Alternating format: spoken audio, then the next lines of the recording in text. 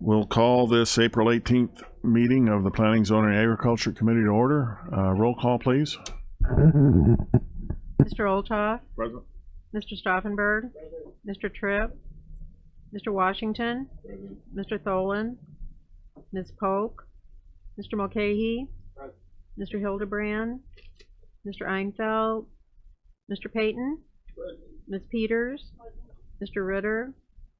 Mr. Kinzinger. Mr. Fairfield. Mr. Wheeler. Mr. Lear. We have a quorum. Thank you.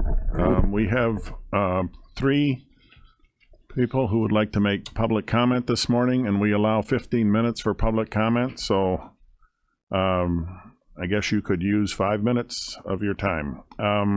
Mr. Scott Doomer. Did I pronounce that correctly? Thank you. I've answered to a lot differently, trust me. Yes. Put the microphone up just a little. Can you hear me? Yeah, but just put it up a little like that. That's good. Thank you. Okay. All right.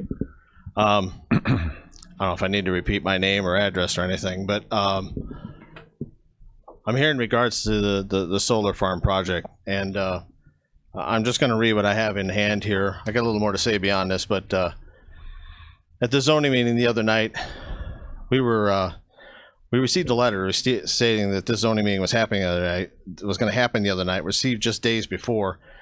Stated it was going to be a public hearing, and after doing a little research on my own, I joined with the residents aligning to about retaining counsel. Due to the short notice, he was unable to attend. If you see from the transcript, there's roughly about 30 of us that came in here to voice our concerns, and the impression we got is that our concerns were just kind of a sounding board, and that this thing was kind of a cut and dried and we're moving along kind of situation. I don't know that to be necessarily fact or not, but that's kind of the general feeling a lot of the people have gotten. I'm here to request that there be given a continuance, or this would be tabled until the next meeting that comes along so we can have proper representation. You said we have 15 minutes to be able to comment. I could dominate this meeting with everything that I've got to say. I had 2.5 pages of notes the other night, not including everything that I brought. And I'm going to say this. We had that meeting the other night. I realized this zoning meeting was probably already scheduled.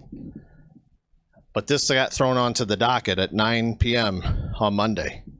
I imagine most of you all went home and got a decent night's rest and got up on Tuesday and went to your jobs or did whatever, or maybe had the day off, did what you had to do, and you got to have another night's rest. I've been out of town. I got back Sunday night and had to go right to work. Come around, do what I had to do on Monday, showed up to this meeting, went right back to work Monday night. Come home, had to go to work last night. I rushed from work to get here today. I've got a total of 4 hours, not consecutive, of sleep. Had a chance to be able to research and follow up on all this. Excuse me. I want to know what the rush is about. I really do. I mean, I know my circumstance may be a little bit different, but we are an adjacent landowner, and if it's up there, I can point it out there, no problem. We've got real concerns, a lot of them, and I think that they need to be addressed.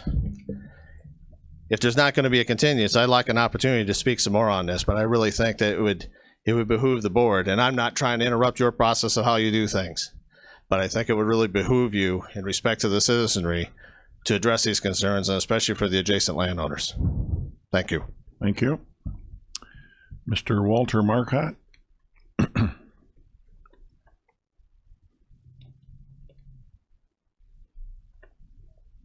My name, can you hear me, sir? That's good. Thank you. My name's Walter Marcotte. I farm next to the 130 that they're putting this on.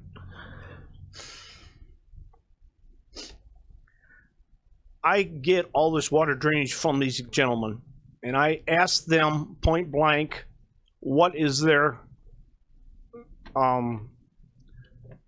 going to do to solve the problem for runoff onto my property. They told me they had none. They had to do this on an engineering status down the road. Why wasn't this done and brought to that board meeting before?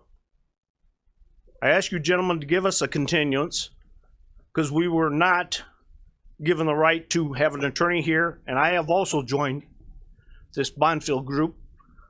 My concern is drainage and runoff, because this water and their map shows it all goes west on top of me. We cannot handle that much water. There is no way we can handle that water. It'll flood me out or erode my ground.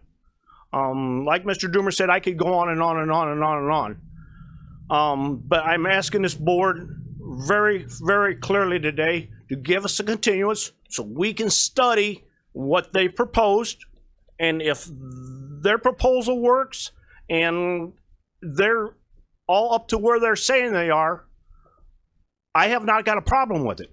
But give us a chance to study this and figure out what their solar panels are doing to our environment out there. Thank you. Thank you. Miss Kim Basham.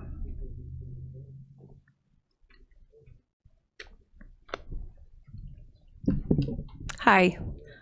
I wrote a letter Sunday to many of you guys and sent it to you by email. Some of you did respond to me, and I appreciate that. I've been in this process for a while. I followed Cypress Creek around quite a bit.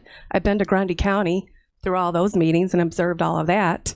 I'm fully aware what all happened over there. They talked about home values over there, and they put in place, you guys talked about a mediator being there and to negotiate home prices going down.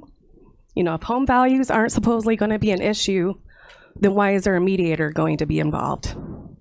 Now, I'm going to take the time to read the letter I wrote to many of you guys, because I'm here not only as a Salina Township person that lives there, but I'm here to represent the greater good of Kankakee County. I mean, I am truly concerned for our county what road we're going down with this. So I'm going to read my letter, and I would like you guys to listen to me fully. I'm having a hard time here. And I'm going to pass this around. This is the letter I wrote. And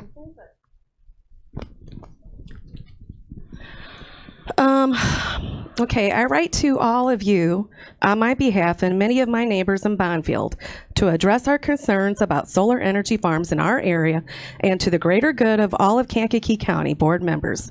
You are representatives of this county who also are residents as well. First off, I'm sure many of you would agree that these solar plants belong in brownfield areas such as the old Roper and Gould plants, but I still haven't heard of any discussion pursuing these better suited areas. Areas that were already industrialized should be pursued because it would not directly affect our beautiful countrysides and ruin our rich farmlands in this county. All of us are residents of Kankakee County. We need to protect each other when dealing with these solar panel companies. County board members, you are residents and county board members that need to do your job in this area. Solar energy is so new to our county and it needs to be looked at cautiously. Here are some suggestions I strongly urge you to consider and enforce. Before approving any permits to solar energy farms, please do your homework on any solar company making such a request. Cypress Creek was found to be negligible in maintaining the 2 solar farms they established in Indiana, as illustrated in the Dwight, Illinois newspaper wrote on December 20th, 2017. I personally provided copies of the article at the December 20th, 2017 county zoning meeting. All solar plant companies should adhere to guidelines of maintaining the properties of these solar plant locations. They claim they do maintain these properties, so therefore, if this is the case, they shouldn't oppose costly fines for not maintaining the properties in a timely manner. These includes lawn care, removal of debris, addressing drainage issues, and ensuring there are no large holes under these prison-like fences for a person or an animal to squeeze into. Also take into consideration if they are to sell off the newly established location to another solar energy company, they need to be accountable as well. Another area that needs to be addressed includes loss of home and property values for those directly impacted. The solar plant needs to address this and compensate those residents and property owners directly attached. We need to keep our equities and our home values at the current standard because we all have worked too hard for our homes and properties to suffer financial impact. This should not be a problem since Cypress Creek, and I'm sure other solar companies that added that this would not occur, so therefore they should not object.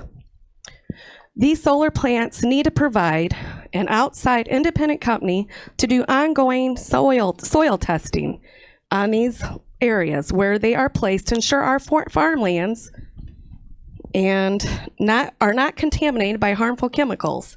There is great fear they will be contaminated and leach into our wells from the drainage issues they will cause. We do not want to suffer from our well water being contaminated. Health and safety should be a top concern for all of us. They claim there are no harmful chemicals and that they are safe. So therefore, conducting soil sample tests prior to, during, and after building should not be a problem to ensure the safety of all of us. Our well water is very important.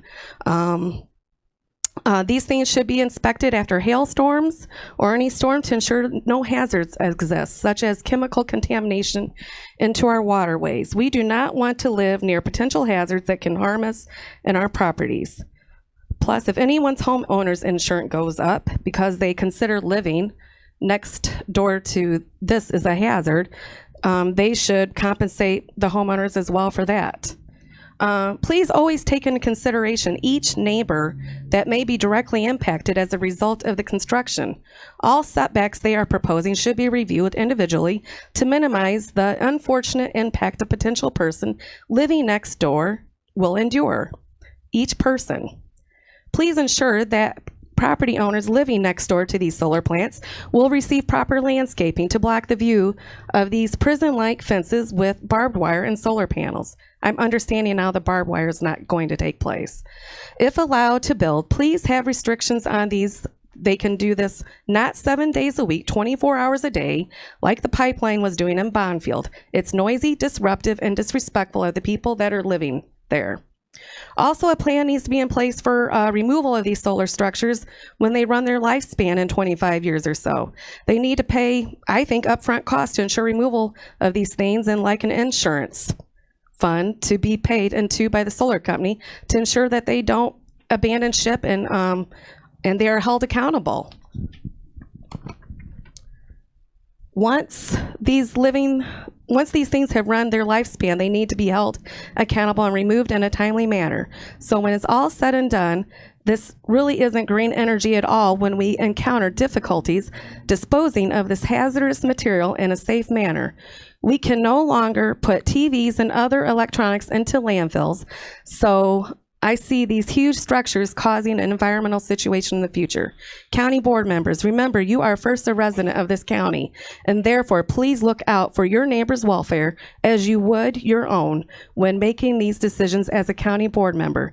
These decisions you make are going to have a direct impact for 25 years minimal to 40 years in those forced to live by it.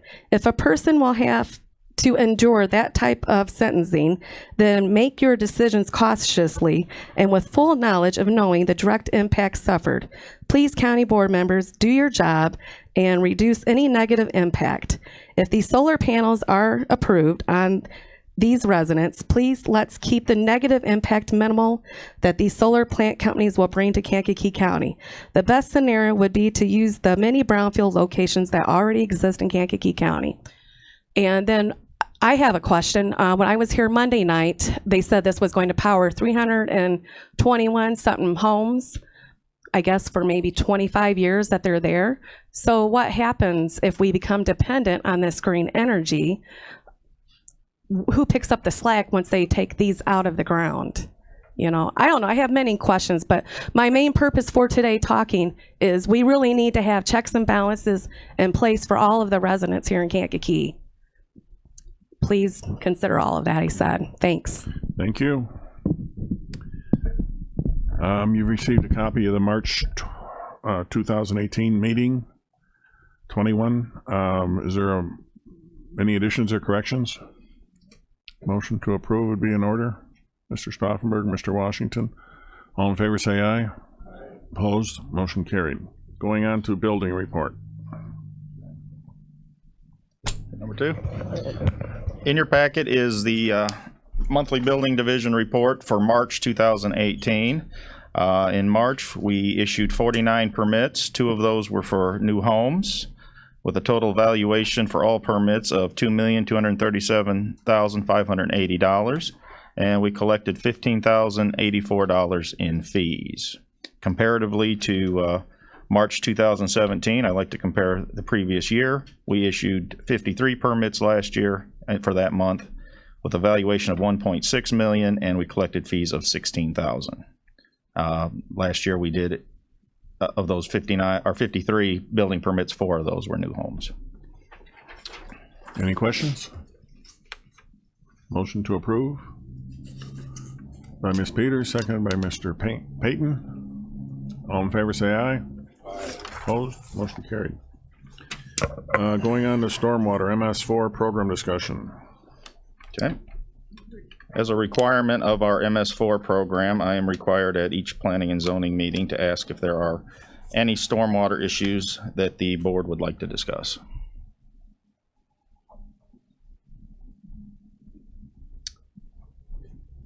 Seeing none, we're going to go to a presentation of our zoning ordinance before we go to zoning.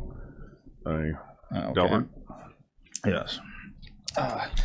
It's been stated recently that our solar farm ordinance does not offer protections to the adjoining property owners and the citizens of the county, and I wanted to discuss that a little bit. In your packet, I think it has a yellow markup on the upper corner, is a copy of our solar farm ordinance. So if you turn, it doesn't have page numbers on it, I apologize for that, but if you turn to page 2, we require setbacks. All energy systems must be set back 100 feet from a road, 50 feet from a property line, but if that property line abuts a residential property, it's 100 feet. So we have setbacks to keep them away from adjoining property owners. Number 7, we require screening and fencing. They must put an 8-foot chain link fence around the outside of the property for security purposes. They must have a Knox box with keys located at the entrances for the emergency services to have access to the site. And not required on everyone, but required if a requirement if stated by the Zoning Board of Appeals or Planning and Zoning, actually, that a landscape buffer 30-foot wide be constructed around the site. We did not make that a general requirement around the entire site because that didn't make sense. We wanted them to determine where it was needed based on the public hearings. So far, each developer that we have seen has voluntarily put the buffer around residential properties. So the zoning board has not required additional buffering. 8, 9, 8 is lighting. All lighting on the property, and it's my understanding these don't have any, but if it did, would have to be shielded and downcasted to keep it on that property. Noise levels measured at the property line are not to exceed 50 decibels. 50 decibels is a whisper, in my understanding. They must meet the performance standards of our ordinance. Chapter 121, Section 207 is the performance standards for all properties in the county, and that deals with glare, noise, fumes, dust, smoke, and they must meet those standards. Those standards have been established for many years. They must have signage on the facility to let people know what the 911 address of the facility is, and a 24-hour emergency contact number. And we limit outdoor storage.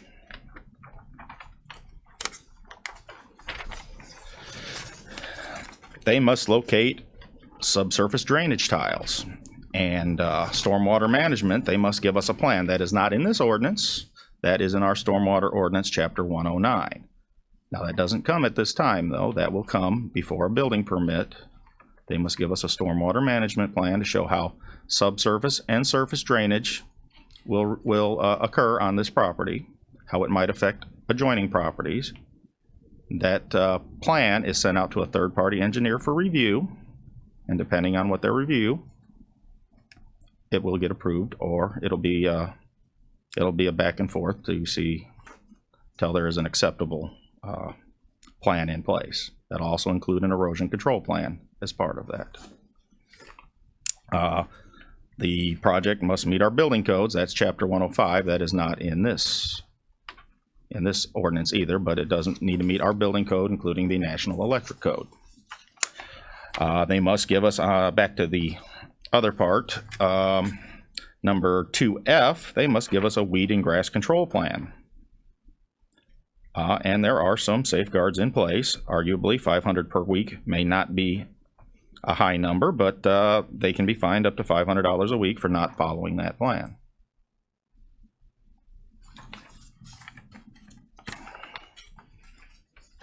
And as far as a decommissioning plan, if you go to the last page, number 8, second to last page there, that is the requirements for a decommissioning plan. Before a building permit is issued, they must give us a decommissioning plan telling us how they're going to dismantle the site and how much that's going to cost. And they must supply us with a bond or corporate guarantee or some other security in that amount. That plan is reviewed every, I believe it's 3 years. And if that amount changes, they must give us the security to match that amount. So I just wanted to make all of that clear before we move on to into these cases. Any questions? Ms. Peters. And thank you for reviewing this for us, and I think it does answer a lot of the questions. I know that your staff is at a minimal level right now due to our county finances, but if a resident were to call, and I'm regarding like the weed control and the maintenance of the property, you would come out and then be able to find the company. So if the nearby residents had an issue, they could contact you first, and then you could Absolutely. send someone out, correct? Absolutely. We would investigate it, and can't tell you what the outcome would be because it depends on what the investigation reveals. Okay, thank you. Anyone else?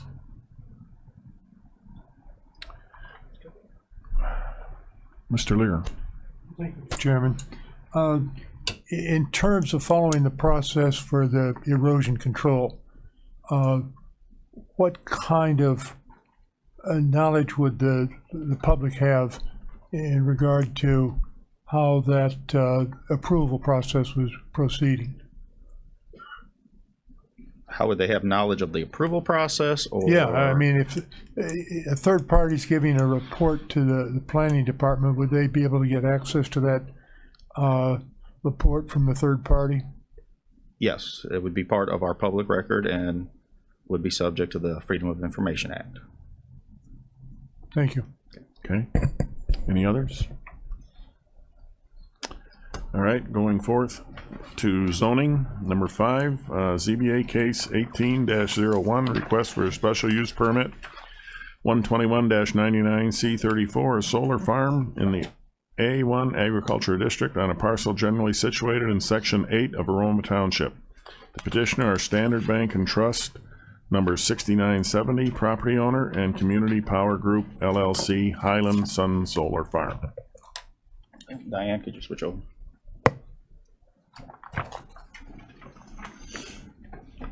Okay. This is a request for a special use permit for a 2-megawatt solar farm on approximately 13 acres in Aroma Township. You can see the map on the screen up there. The parcel is outlined in red. The originally proposed solar farm is outlined in blue. I'll show you a little later how they have moved that around to address some of the concerns of the residents. This case was heard on March 5th and continued again to April 9th to gather more information. And the Zoning Board of Appeals voted ultimately 4-1 to approve, and 1 voted present because he has interest in an adjoining property.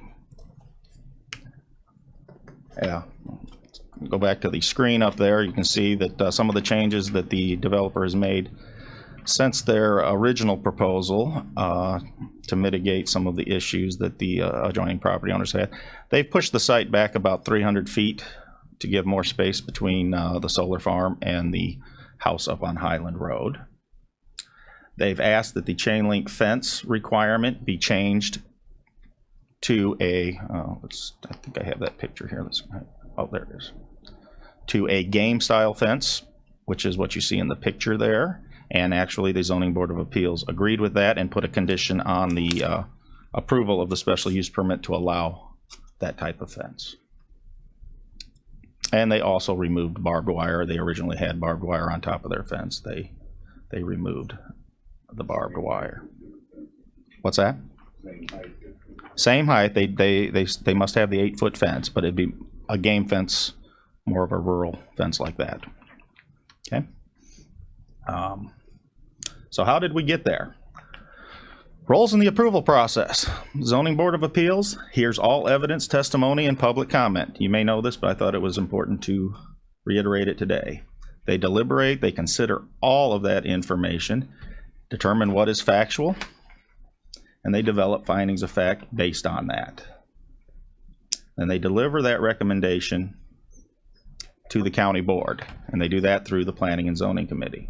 The role of the Planning and Zoning Committee is to review that finding of fact. In this case, that's 6 questions to answer, and determine if they agree or disagree with them. So that is your role today. If you disagree, you must develop findings of fact that support your disagreement based on that fact. And once that's done, it goes to the county board, and their role is to review what both the ZBA and the Planning and Zoning Committee did. And just like the Planning and Zoning Committee, if they disagree, must develop their own findings of fact as well. Okay, just wanted to point that out to you.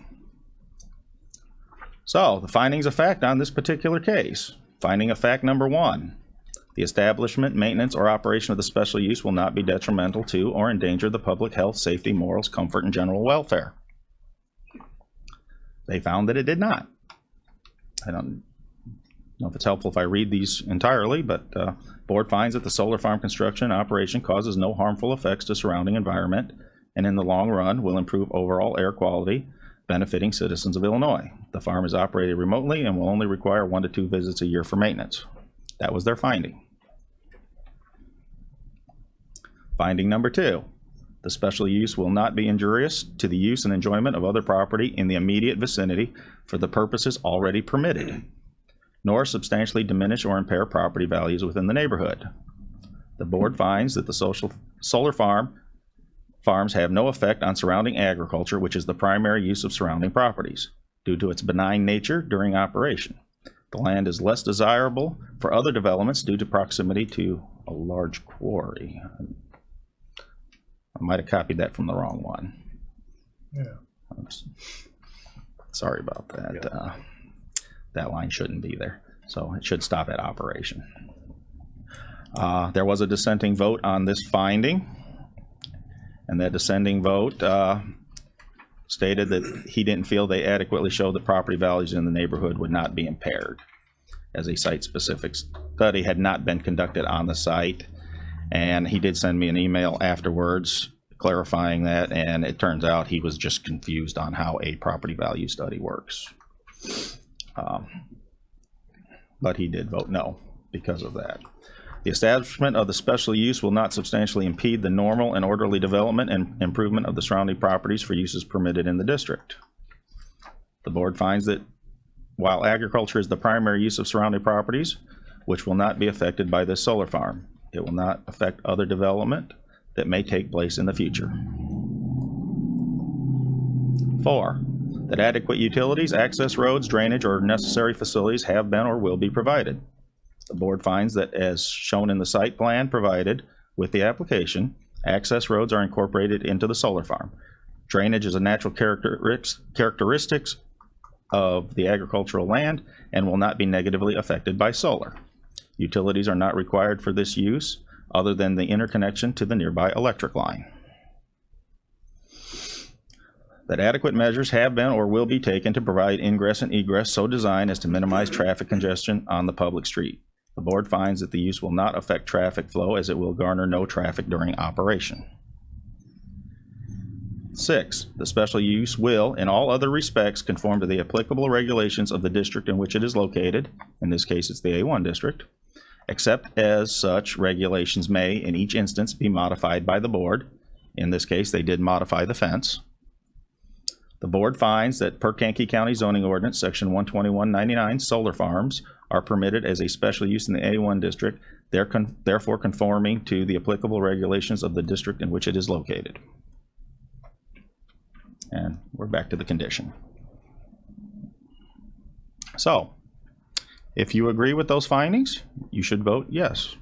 If you disagree with those findings, you should submit why and vote no. Is there a motion to approve? By Mr. Wheeler, seconded by Mr. Kinzinger. Discussion. Mr. Stauffenberg. Thank you, Chairman.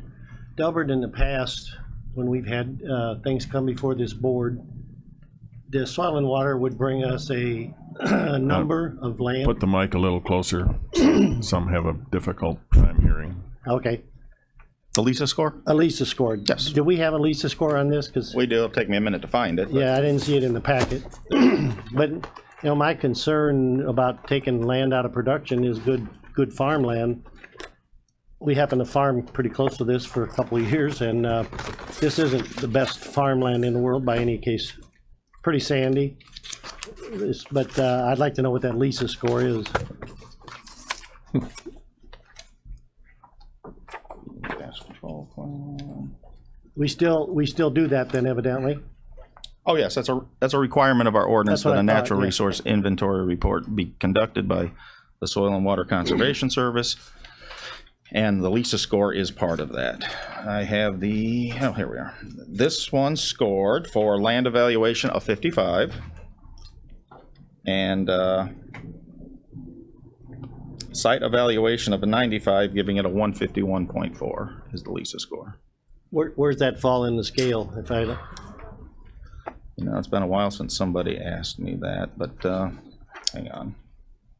I believe that is low. I'm testing you, you know. That I think is so. a- I'm thinking it is That is low. a low priority for preservation. That's what I was thinking. Mr. Kinzinger. Thank you, Mr. Chairman. On my site visit, I heard that area described as blow sand. This is correct.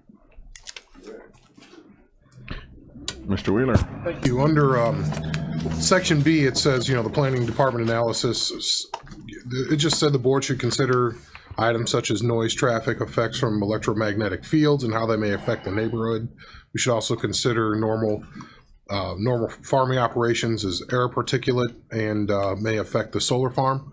That was your office's recommendation. So considering those, it seems like we've heard prior testimony that is more general about solar farms that address noise, that there is no noise outside of the setback. And it's a whisper, as mentioned, 50 decibels. That is correct. Negligible traffic, a truck or two a month coming in there, a pickup. Once you get beyond construction, there are Okay, 4 or 5 trucks a day during the construction, which will take anywhere from about 12 to 16 weeks. okay. Electromagnetic fields, even right next to They have the- about the same range as the noise as far as what was testified to. There's no harmful electromagnetic field, and beyond 150 feet of the transformer, which is the transformer inverter is the only thing that produces that on site, it's not even detectable. And those are in the center of the solar Those are in the farm. center of the site. And as far as dust and particulate, I guess that speaks to cleaning the panels, and maybe that's where they're going with this, is how do they clean them? Or, do they rely on rain to clean the panels? Yes, they are, because of our climate around here, they are basically self-cleaning. There may come a situation where they may have to take a hose out there and a water truck to spray them down. If things got really bad, they said they don't anticipate that, but if they did, they would, but it would just be plain water. Just water, okay. That's the question I had, thank you. Any others? Mr. Lear? Thank you, Mr. Chairman. With the new site location, the slight shift, where will be the gate accessing the entrance to this farm? Do you know? The gate stays in the same place. There's just more ground between the solar farm and the road. Thank you. Mr. Fairfield? Are there any plans to expand this after it gets started? You're talking 13 acres or whatever in there. Would you get close to the microphone, please? It's Thank you. 13 acres on a 168 acre parcel. Are they have mentioned anything about expanding this once they get it started? As the law is currently written, both our county zoning ordinance and the Future Energy Jobs Act, that cannot occur. Okay. So one of those laws would have to change. Right. The special use permit that, if granted, would be for this specific site in this specific location for this specific size. If they wanted to expand it, they would have to file another special use permit to do so. So it's possible they could, but they cannot just do it by right.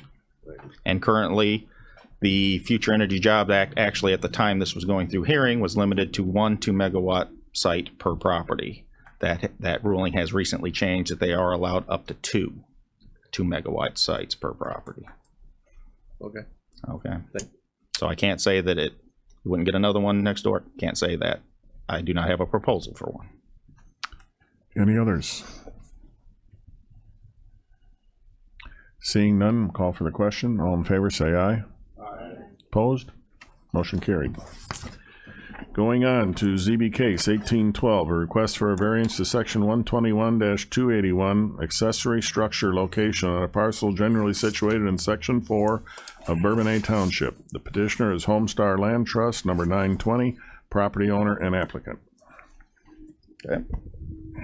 As stated, this is a request for a variance to allow an in-ground swimming pool in the side yard of Mr. Harry Simmons' property, located at 4776A West Route 102. You can see on the map on the wall, his property is the area outlined in red. The location of the proposed pool is the dot in blue, which is to the side yard of the home. Neighboring properties on both sides of the triangle is the Illinois Department of Natural Resources, the Kinky River State Park. Mr. Simmons owns the 2 properties directly north to him, and there's some residential development north of that. At the hearing, it was testified that because of the unique configuration of his property and the topographical conditions at the rear of his property, there's a ravine that and a creek that flows through there, that it is impossible for him to meet the requirements of our ordinance that his swimming pool is in the backyard. So he's requesting it to be moved to the side yard. The zoning board agreed with him on April 16th and voted 5-0 to recommend the approval of the variance. Is there a motion to approve? By Mr. Fairfield, seconded by Mr. Mulcahy. Discussion. Seeing none, all in favor say aye. Aye. Opposed? Motion carried. Going on to ZBA case 18-13, request for a rezoning from R1 residential district to A1 agricultural district and a special use permit 121-99C34 solar farm in the A1 agricultural district on a parcel generally situated in section 7 of Kankakee Township. The property is located at the northeast corner of the intersection of West 2000 South Road and South 1000 West Road. The petitioners are Donald A. Werner Jr., Donald A. Werner Sr., and Don Krantz, property owner, and GAR Solar LLC. Cypress Creek Renewables Development LLC is the owner and managing member of GAR Solar LLC, the applicant. Okay. This is a request to rezone this site. It is currently zoned R1 Single Family Residential and has been so since 1967.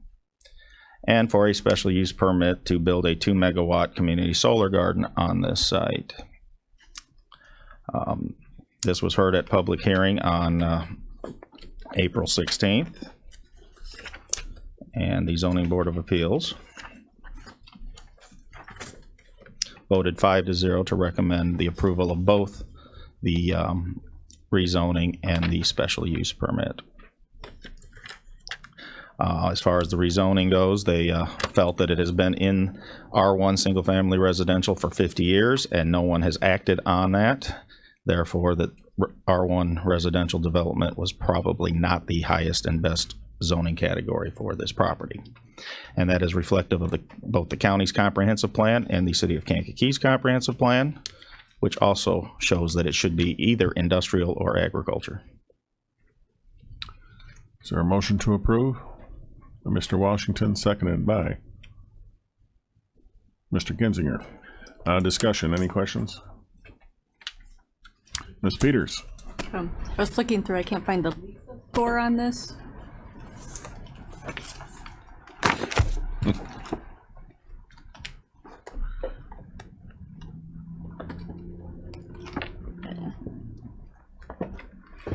Guess what you're gonna have to post on each one of these applications. I think so.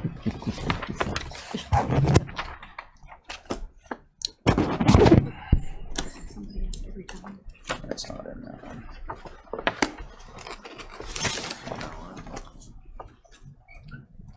There it is. All right. Total Lisa score on this one is a 184.7. Thank you. I would like to make a statement on Lisa scores. It's a little misleading when it comes to a development like this because the Lisa score is really intended to evaluate residential developments, and many of the questions revolve around that. Just like to let you know that. Okay. Any others? Seeing none, all in favor say aye. Aye. Opposed? Motion carried. Going on to ZBA case 1814, request for a special use permit 121-99C34 solar farm in the A1 agricultural district on a parcel generally situated in section 11 of Salina Township. Property is located in northwest corner of West 4000 North Road and North 9000 West Road. Petitioners are Robert and Joan Butts, property owner, and Cav Solar Farm, formerly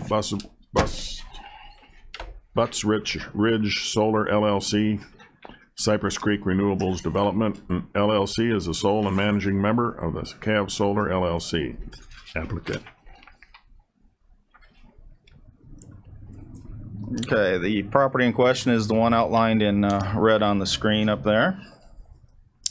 This was at public hearing Monday night, April 16th.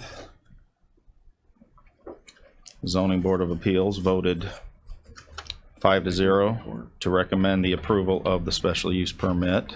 There were several public comments to this request, and if you look at your findings of fact and recommendation sheet from the Zoning Board of Appeals, you can see their comments were heard, their comments were recorded, and the Zoning Board considered those comments. And they voted 5-0 to recommend. And the findings of fact and their findings for that are on page 2. I did not put all of these up on the screen. If you'd like, I can read them to you. But they're on page 2 and page 3. Is there a motion to approve? By Mr. Payton, seconded by Mr. Stauffenberg. Discussion, questions? Mr. Wheeler. I wanted to verify something. I guess to make sure that everybody understood. Any water flow, erosion, any of that stuff comes later in the engineering phase and the permitting processes, as we've discussed. Now, will every single thing that we approve here and at the full board, will those automatically become solar farms? No. what does that process look like? Well, first of all, there's more than one process, but from our standpoint, zoning is step one. This lets the developer know whether they can or cannot have a solar farm there. If the board agrees that they can have a solar farm there, then they go back to their investigation of the site. They're going to do soil borings. They have to do a stormwater management plan. They do their final, basically their final site plans and construction plans. Then those get submitted to the county for review. We send them out to, well, building plans will go to Kessler and Associates for review. Stormwater plans will go to MG2A is who we use for those reviews. Then we get all of those reports back. We analyze all of them, and when everything lines up and everything is okay, we would issue a building permit. Now at the state level, and I'm not an expert on this, but it's my understanding that there are tax credits being handed out for only a certain number of these sites. And they have to apply for those. I think the letting is going to be in October is what I last heard. So we can do everything here to approve one, and if they don't get their tax credits, it's probably not going to happen anyway. Okay. So if during our review, it's found that they cannot engineer around drain tiles or a stormwater issue, or if they are going to damage a neighboring property in some way that we haven't foreseen, they won't get their building permit. So there are still plenty of safeguards in place and many eyes on this. That's what I was making sure. Thank you. This is very preliminary in the sense of they're investing a lot of funds into something that wouldn't get permitted anyway. That's just it. Before they invest those funds, they need to see if it's even possible. Per our 6. Per our ordinance. ordinance. It should be, I should remind you that there are site plans in your packet. Those are very preliminary. This is what we'd like to do in a perfect world, site plans. The site plan you see is probably not what you're going to see in the end. There are going to be adjustments. As you can see, the case 1801 already made adjustments based on public comment. There may be more. Okay, thank you. Any other questions? Ms. Peters? Thank you, Mr. Chairman. Oh, just a comment that people are probably wondering why all these are coming to Kankakee County or even into Illinois. And again, if they just watch their state legislature, they would see that there's incentives there to bring this in.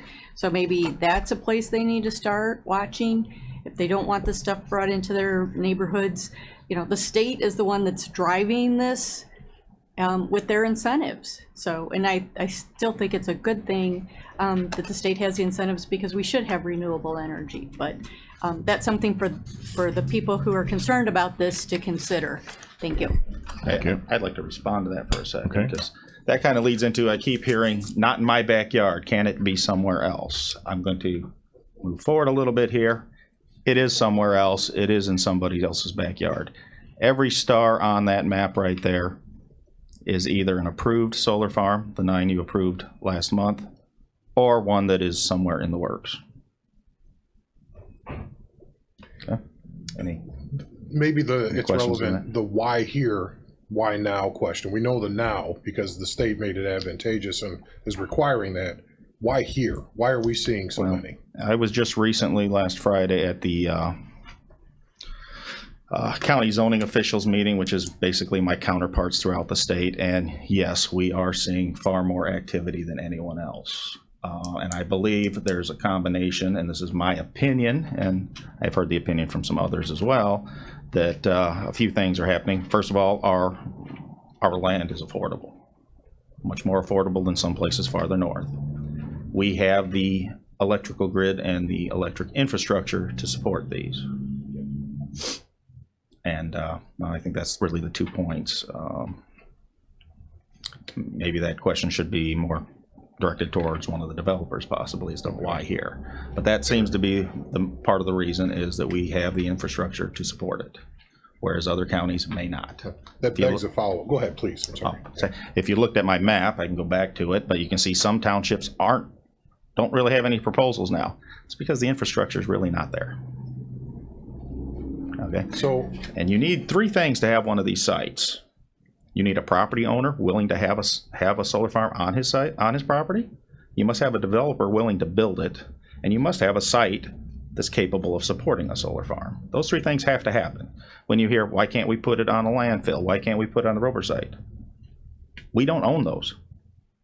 So unless that property owner wants to do that, we can't make them do that. Okay.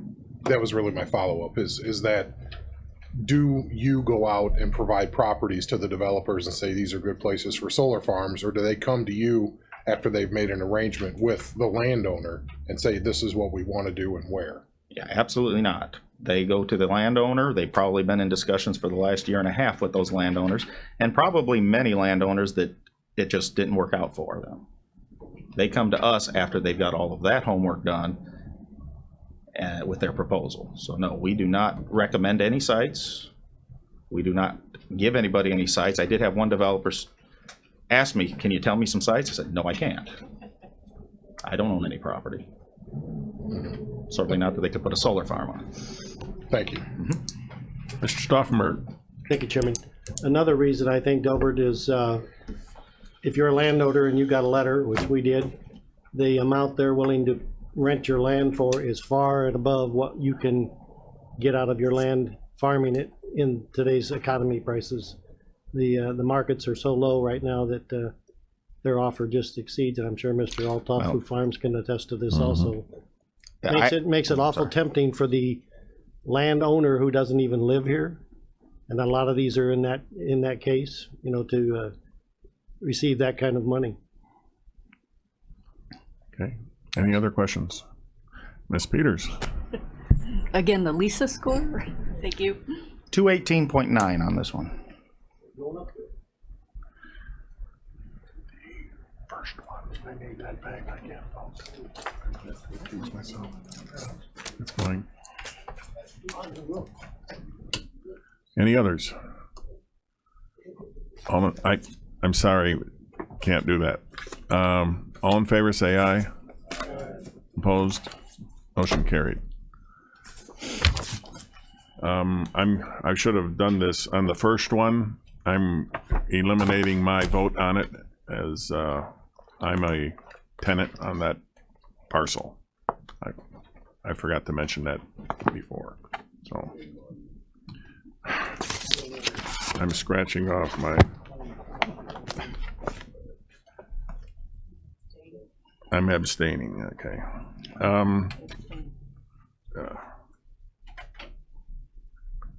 Going on to ZBA case 18-15, a request for a special use permit 121-99C34 solar farm in the A1 agricultural district on a parcel generally situated in section 14 of Salina Township. Petitioners are Alan and Benita Buckley, property owners, and Elyr Solar Farm, formerly Butts Ridge 3 Solar LLC. Cypress Creek Renewables Development LLC is the sole and managing member of Elyr Solar LLC, the applicant. Okay.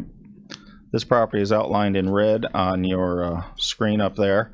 The one we just talked about is up in the upper left corner, so they're not too far away from each other, probably about 600 to 800 feet apart. One's on the north side of the road. This one's on the south side of the road, both being developed by the same company. And the reason I mention that is because at the public hearing, the public comment was made about both of these sites pretty much simultaneously.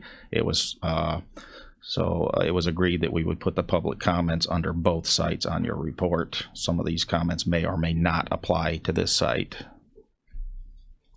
because those that were standing up were talking about possibly one or the other site. But in this case, the Zoning Board of Appeals also voted 5-0 to recommend approval. Some of the main issues from the public are drainage, as Mr. Marcotte alluded to earlier. He owns the property, the long property right next door, and does have some concerns about drainage. And the developers said that they would be glad to sit down and go over that with him, and I'm sure they would like to before the stormwater management plan is developed. If not, they still have to do a stormwater management plan, and we have to have it reviewed. So the drainage will be addressed prior to the issuance of a building permit. Is there a motion to approve? Mr. Kinzinger, Mr. Washington, discussion and questions. Mr. Wheeler. I noticed that there was a concern regarding eagle nests, and that the response was that an EcoCat was performed at the site. That's a wildlife study, correct? And It's performed by the state. I can't tell you exactly what they do, and they won't give you all of their information because they don't want people going out there and harming endangered species. But you submit an application to them, which is required by our ordinance and the Endangered Species Act, and they search their databases and they review the project for harm to endangered species and protected species. In this case, they found that it would not harm any species. did the previous site that was pulled in Bonfield, did that pass the EcoCat, or did it not pass? No, it did not. The Bonfield solar site that we never seen because it never even made it to an application. Exactly. Because the EcoCat was performed and it was determined that there was a endangered species on or near that site, and the developer decided that it was not feasible anymore to do that project. Thank you. Okay. Mr. Kinzinger. Mr. Chairman, I've noticed on this one, and that's why I bring the question up, and I did receive several emails regarding these. Particular solar sites. And this one talks about what would happen if a module were to break. I'd like that as part of the public comment. What would happen if a module were to break? Well, I don't believe what was testified to is that is a very unlikely possibility. The question is always it can break. What would happen? If you'd like, I'd prefer the experts to answer that question. Probably be an asteroid. Something. They do test them by shooting golf balls at them at like 100 miles an hour. That's how they've been and they tested. do not break. It's supposed to be 100-mile-an-hour We've all hailstorm. seen floods that do the same thing, 100-year floods. Yes. Please keep your comments to what was testified to. Good morning. So I'm Dan Verietti, licensed professional engineer. We looked at many things, including the studies, how they test the panels, but let's kind of keep it short and say these are encapsulated panels. The surface on top is tempered glass. In case rare occurrence, say, it might happen, even after extreme conditions of testing with golf balls flying, and let's say it does happen. It's tempered glass. That means it's not going to shatter. It's not going to break away. So the material will still be there on surface to, protect whatever is inside. And inside we have two current technologies nowadays: inert materials in both cases. Crystalline silicone made out of sand, the most abundant, material on Earth, and cadmium telluride, which is a thin film. It's an application about 26 times thinner than a human hair. But both these materials, both cases, we just don't see how there's an opportunity for them to leach into the ground. These are, once again, solid state materials, stable, and the temperature melting point for crystalline silicone is 2,500 Fahrenheit versus the thin film being 2,000. So there's nothing that can sustain that temperature for them to even melt. So for those reasons, we think both technologies are 100% safe. Follow-up, if this wasn't covered in testimony, let me know, but are they able to sense when a panel is broken, just one, from your monitoring stations? So if one has been compromised, are you able to see a dip? That wasn't a testimony. Yeah, that was not testified. It was not a testimony? They did testify to the fact that they remotely monitor the system. Okay. All right.